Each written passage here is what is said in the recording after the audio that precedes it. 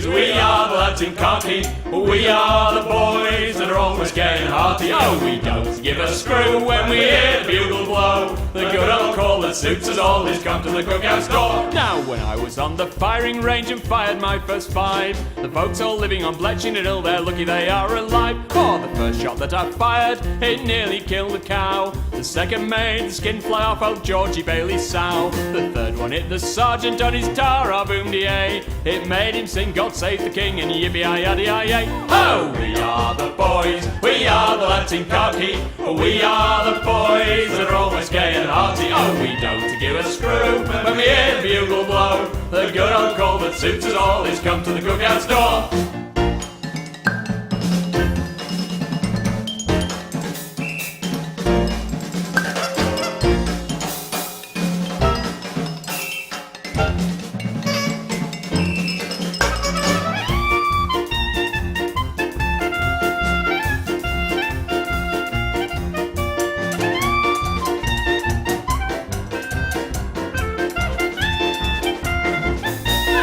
We are the boys, we are the lads in khaki. We are the boys that are always gay and hearty. Oh, we don't give a screw when we hear the bugle blow. The good old call that suits us all is come to the cookhouse door. Now, the first time I was in a campaign, I was under heavy fire. The captain gave the order for his company to retire. All the lads, they doubled back except me, and I stood.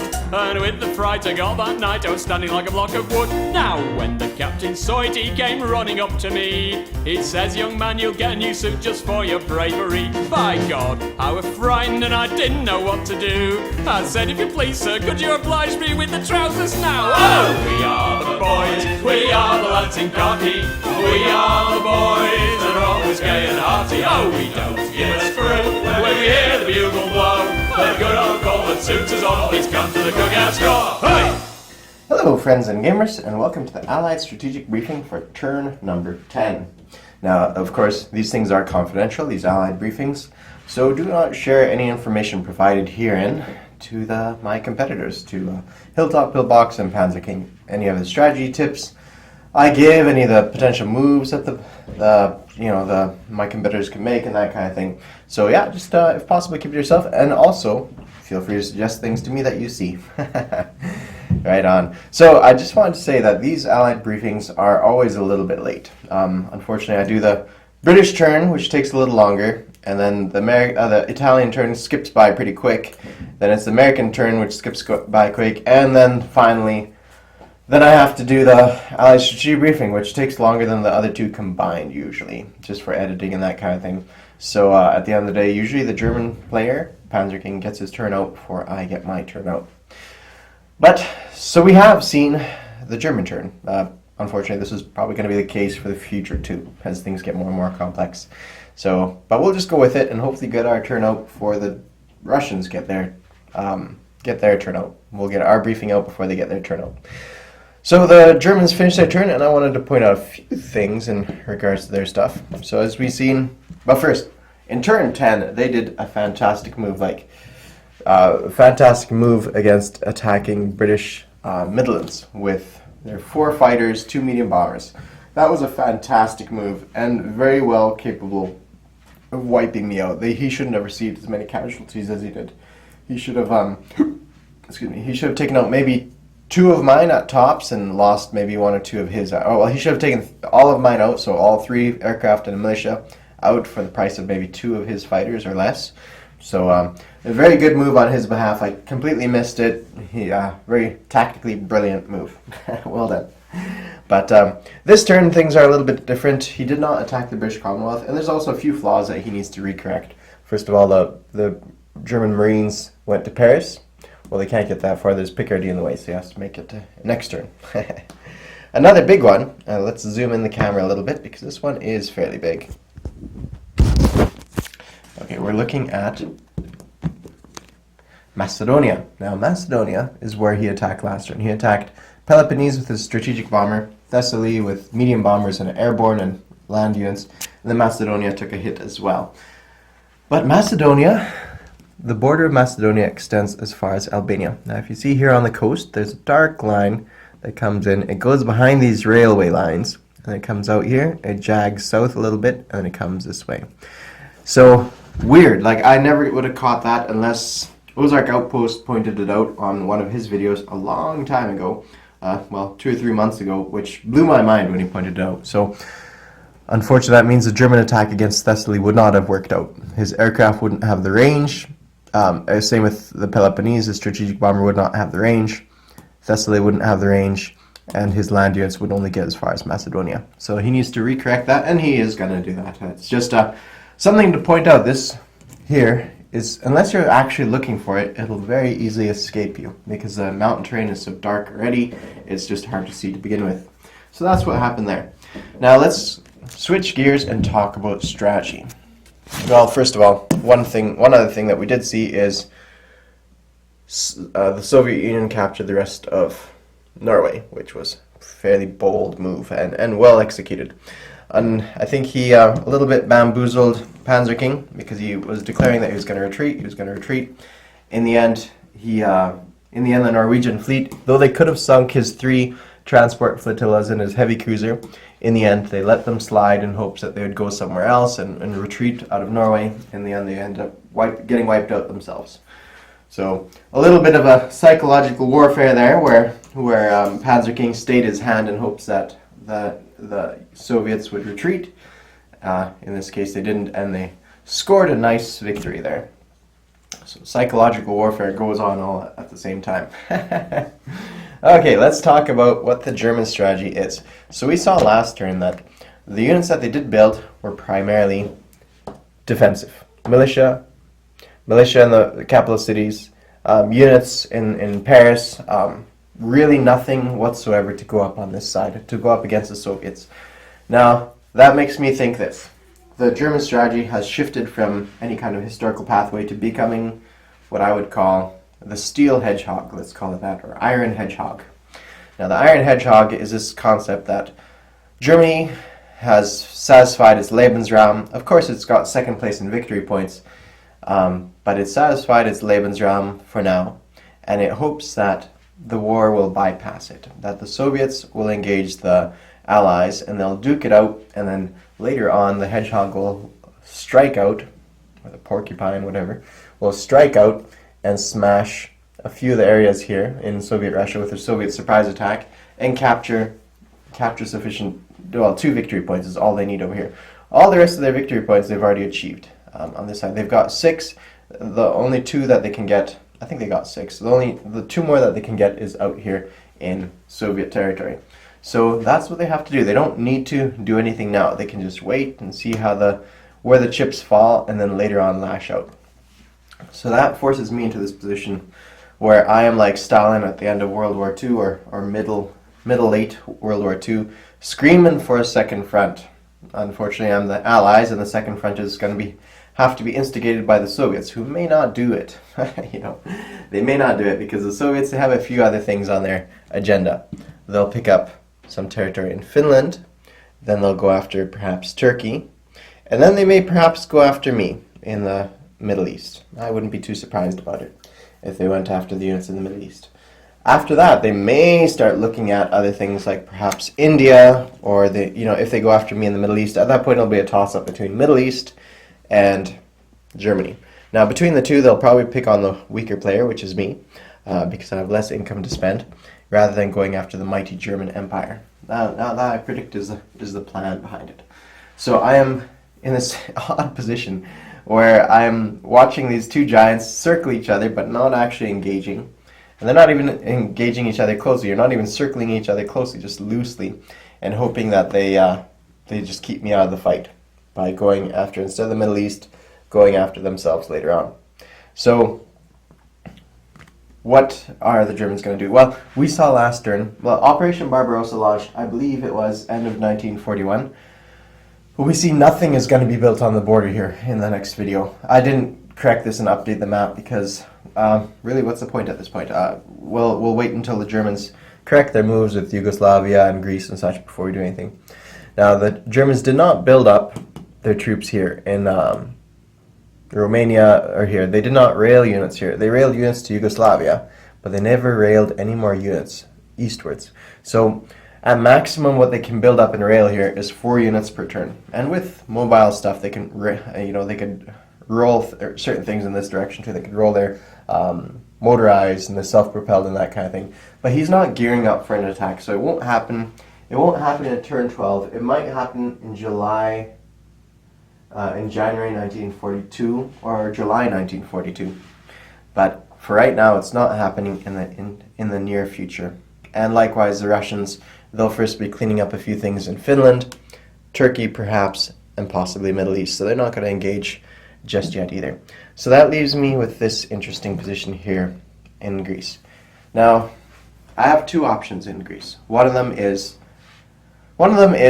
defend. So I have a few units I could drop off there. I have a total of 3 transports I can reach, plus an air transport, so I could deposit 7 units to this position. I could bring up this guy from Peloponnese, so that makes it 7, 8, 9, 10. Plus I could bring a tactical bomber here for defense at 5, so that would be 11 units here. I could have 11 units in that position. And I could also airdrop some units off if any of these places is free with that strategic bomber. 1, 2, 3, 4, 5, 6, 7. So I can land back in there with the strategic bomber.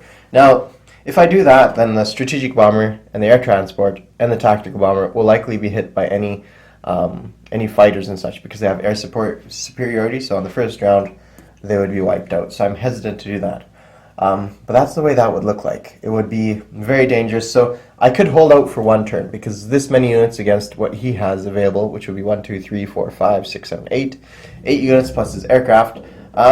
Yeah, I could hold out against that for a turn. But what about the next turn and the following turn? Because each turn he'd go up by 5 units. 5 units against what I could bring to the table.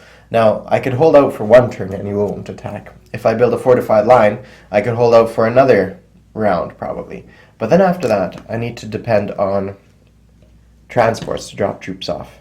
Now, that means building them in Britain, perhaps, and getting them over here. So my transports would have to go... They'd have to go 1, 2, 3, 4, 5. They wouldn't even get all the way back to Britain using their strategic naval move.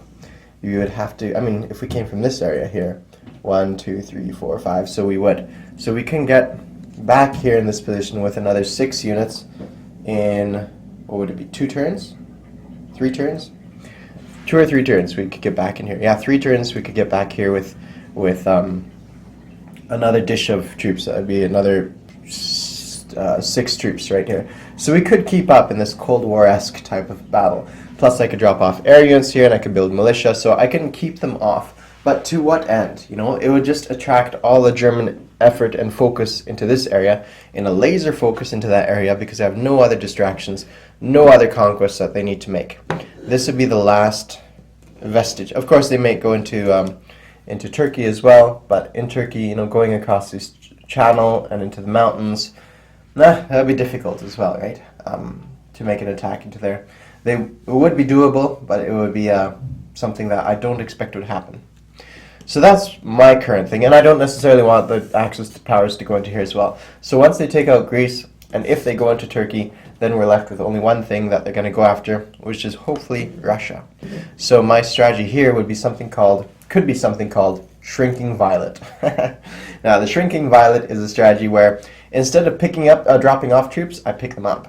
I pick up these three infantry, get this heavy cruiser out of the way, and we drop them off in Gibraltar, ready to be taken into action anywhere we need to on the future turns. Now, I don't like doing that because I like having a foothold here in Europe so that my strategic bombers can have a place to land and that kind of thing, and plus it's mountain terrain. I'm always hesitant to retreat off of mountain terrain. But that is an option because, again, once they take out this territory, or if I hold out this territory, they're just going to keep massing up troops, and then in one fell swoop, wipe me out. Now, if we remember what it was like in the Netherlands, the Battle of the Dykes, where we contributed, a total of our income was, 9 and 9, so $18, and we still lost that fight, even though we had $36 of IPP in play. We lost 36 to their 15 IPP. So at the end of the day, a defensive battle against superior odds is not worth it, even though we thought we had a good grasp of the situation. So I think holding out here against the might of what he can bring would be really difficult. Of course, we do have mountains, so that changes the equation a little bit. So, shrinking violet strategy. That's one strategy. Germany is right that we are third place in victory points, and they could take second victory point. And in the last, second place, in the last few turns, they could leap out and take out some Soviet territory and perhaps get an extra 2 victory points. But that leaves us in third place. Now, we don't have too many options of what we can do, to be honest. Like I said, we're screaming for a second front to be opened by the Soviets, but they don't need to open it. They have all their victory points. They're picking up extra money from neutral nations, and they don't need to pick it up from the Axis nations. So once they're done that, then who knows what they're going to do. But for right now, they don't need to take on the Axis powers. So we're left with another potential strategy on the table at a later date, not immediately, because we don't want to face the consequences of our actions here. But it would be something called the Wellington strategy. And Wellington, because in Napoleonic warfare, Wellington started his peninsular campaign in Spain. So the Wellington strategy is take out Spain and reduce their victory points by at least, I think it would be just 1 or perhaps 2. Now that wouldn't be great. It's not a huge improvement on our side of things. It would be good, but it's not a huge improvement. And then we're left with, then we have problems of our own at that point. Because if we attack here, then Soviets are at war with us, and then we are threatened with war in other parts. Not only are we faced with those Soviet transports over there, but we have the Middle East to protect, and then we have an increased aggression from, let's say, Lend-Lease or whatever to the CCP, if they really wanted to. So we're left in a tough position. So the Wellington strategy is going to be shelved for right now, but it is a future strategy that we could have. And the concept of that one is capture Spanish territory up to the gates of, up to here, Austria, Navarra, Catalonia. That's as far as we'd go, leaving a small little buffer zone between us and the Axis powers. We could capture this, hold on to it. We'd have a landing place for our Americans to drop troops off, and then we'd have a foothold in the continent. So that would be a worthwhile goal, I think, perhaps at a little bit later date. And we're allowed to do that because Russia has gone to war against a nation that's not adjacent, or captured territory that's not adjacent to Russian homeland, specifically Norway. So that's what we can do. That is a strategy I'm willing to put into play. Because at the end of the day, the Russians are winning, and so we may need to go to war against them. Of course, then we have to deal with an attack here. Now, I've debated building a fortified line on this border, but the issue there is, if I build a fortified line here, he could just as easily come attack Turkey, which he might do it later on anyways, picking up 3 extra IPP by coming this direction, attack Turkey, and then come this way and completely bypass my fortified line. And even that would be a threat down this direction as well. So I would need some huge amount of focus in this area to protect that area. So this factory here is going to be railing troops to India to help protect India against the CCP. But we're faced with having the Russians right on our border here as well. So that's a concern. That's definitely a concern of ours. So we can't open up any Wellington strategy until we have this properly at least defended a little bit more. So what we may do is begin a fortified line here, and then once it's completed, or the turn is completed, move up troops to this position and hold on to Azerbaijan. That's the thinking there, so hopefully it pans out. Now lastly we have the CCP. Now we've had on Hilltop Pillbox says that he's not going to bother attacking Hong Kong this turn, which is nice because when we calculated the odds, or our statisticians calculated the odds, the chances of them winning was actually, well, it was a coin flip. We could have won just as easy as they, but it was definitely a coin flip. Either way, both of our groups would have been decimated, and at that point the Japanese could launch their attack and capture the rest of the area. It's nice because it gives us a reprieve by building 2 militia more in this area, which will match whatever he sends from this area to here. So that will be nice. It gives us a slight edge. And now if he rails more units here as well, so we'll be a little bit behind, but 2 militia here, it'll still maintain the same pace, the same neutrality level. He can't get any stronger than us for the foreseeable future, especially if we still have this Anzac transport in play, bringing additional units into Hong Kong. So that is the hope and that is the dream. Now, what about the Japanese? Now, the Japanese on this side have a few targets in front of them. they could do a foolhardy attack against Calcutta, which I expect they won't do. It's always, as a defender, it's interesting to see how attacks are much more expected. But, that you see potential attacks everywhere. But once you are the attacker, you see things differently. You say, well, that's a foolhardy attack. I'm not going to do that. I would lose. Sure, I may win the battle, but I would be very weak when I win it, so I'm not going to even bother winning it. So I could defend everywhere against this, but foolhardy attack here, so I don't need to worry about that one. Singapore is likely, but apart from Singapore and the Philippines, then Singapore is the only place that he could potentially attack. Of course, he could attack southern India, Burma, Bengal, and that kind of thing, but for the most part, for any of my high troop concentration area, Singapore is the only place I could think of that he could make any attack of consequence. But he can make landings, that's for sure. He can land in southern India, Bengal, Burma, like I said, and already decrease my income by 3 from that area. And by doing that, he's actually putting himself in a favorable position to attack on a future turn, attack into Calcutta. So scary times we live in. Now he may not do that because, the American income is still a little ways away, and he may want to use a surprise attack in some aggressive moves. So what I expect he might do is a surprise attack here, but at the same time landings in Bengal, southern India, Sarawak, and decrease my income by at least 4. Now he could also potentially land here, I think, perhaps, in Maharashtra, which would decrease it even further. And he's got the Marines to do it. Now I am protected against an attack here in southern Iran, but I'm also in a position where I can start building up troops and start taking it back. Hopefully, anyways. That's the dream. But right now, a Japanese attack against America has been foiled completely, so there's no way he's going to attack there. No way at all. Alright, so that's what's happening here in the CCP territory. Now, I feel like they're ganging up against me, both the CCP, the Soviets in some sense, because they're going after the neutrals, and the Axis powers. There's not enough. It's 2v1 right now. It's Axis and Comintern versus Allies. But hopefully that changes the equation a little, changes in a little bit in the future with some attacks. My hope was that the CCP would not engage the nationalist forces here, which I don't know why I would think that, but that was a hope based on some promises by Hilltop, and that they instead would engage in Manchuria, because here they could only get $2 more in this direction. And of course they can start working towards India through Japanese territory, but I was hoping they'd go in this direction, and that way they would kind of unite the fronts between Soviets and take out, because you only need 2 territories here, and then with holding these 2 territories you have 1, 2, 3, 4, 5, 6 bucks, with the addition of holding only 2 territories, coastal regions to boot. Whereas if he goes southwards, he has to hold this long, tenuous supply line through Tonkin to Burma, and he has difficulty getting troops out this way because it's just very far away.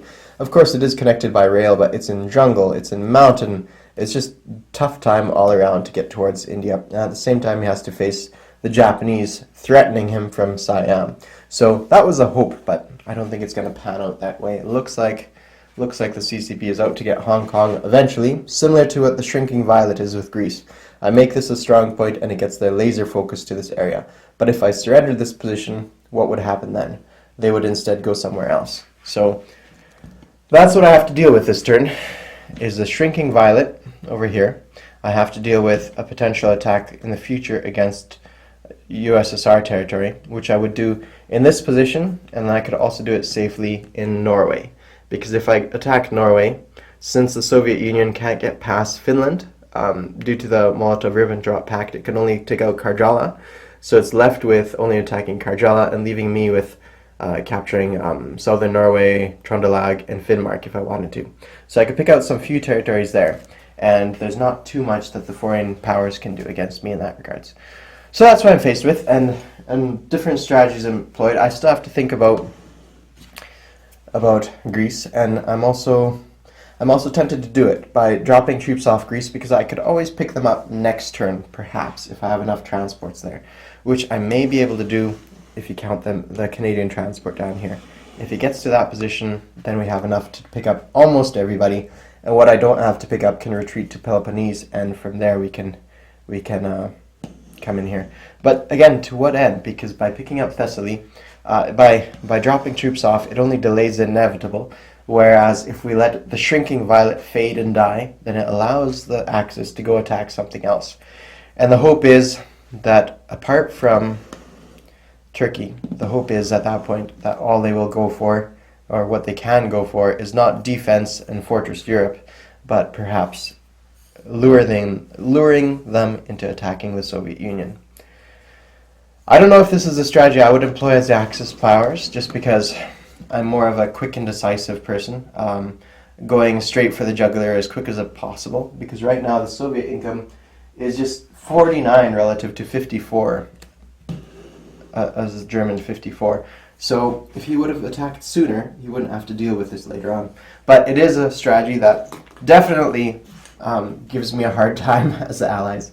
So a good strategy, though. I think it's definitely a different strategy, but a good strategy nonetheless. We'll have to see how it pans off in the end. If the Germans can quickly gather 2 victory points before the end of the game by doing a surprise strike into Russia and be victorious that way. So that is it, people. Thank you all for watching this strategy video. And if you have any thoughts and comments and suggestions on what I should do, if you think I should do the shrinking violet strategy and withdraw from Greece, or if you think I should hold out in Greece as well.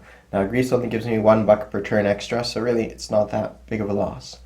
But the fact that I have units there that are present, well, yeah, that's worthwhile keeping.